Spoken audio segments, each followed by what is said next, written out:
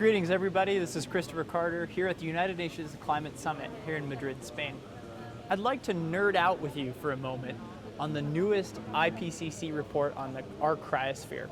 This is the summary of that report. The full report's 1,000 pages or so, but I'd like to walk you through a few core findings and get you familiar with what's changing in our cryosphere.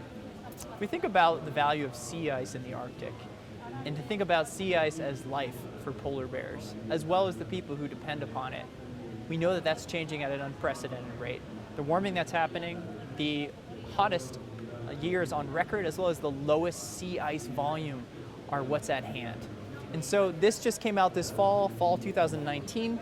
And one of the things I want to get you familiar with is this concept of RCP, which is known as a representative concentration pathway. So these are some nerdy graphs, welcome to them. But the ones I want you to pay attention to are the Arctic sea ice extent, the snow on land in the Arctic, as well as the permafrost. And so on these are two different colors.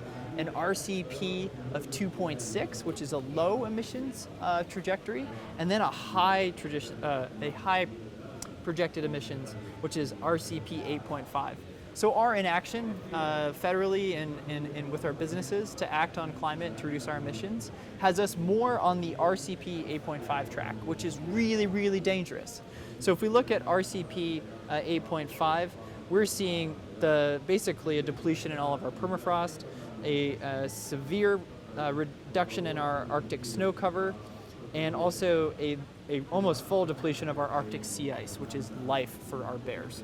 So when we look at that moving forward, we want to get on the RCP 2.6, or keeping our total global warming to 1.5 C, and that's going to mean safety for the Arctic. The second thing I'd like to talk about are the impacts that we're already seeing. If we are in touch with our friends in the Arctic, we already know that we're seeing some of the warmest temperatures and the latest form up of ice. And so what does that mean? In the Arctic of Canada and Greenland in the United States, we're seeing an unprecedented rate of ground subsidence as that permafrost melts, which means schools and roads and other community services are literally falling apart. And that's really a dangerous fact when it comes to being able to just live in your community. If you're a hunter and you use the ice, that's a critical safety measure that has never really been an issue that's now an issue. Thin ice is dangerous. Another critical factor is cultural services. So like we mentioned, the access to the land, the access to hunting.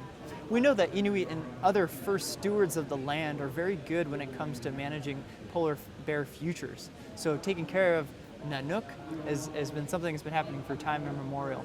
So being able to have cultural systems and services intact in our high mountain and polar regions is critical. And what we understand from this report is that all those systems are changing at an unprecedented rate, and it has impacts on the ecosystems that make life possible for polar bears, as well as the cultural resources and services that the people who have lived with those bears from time immemorial depend on.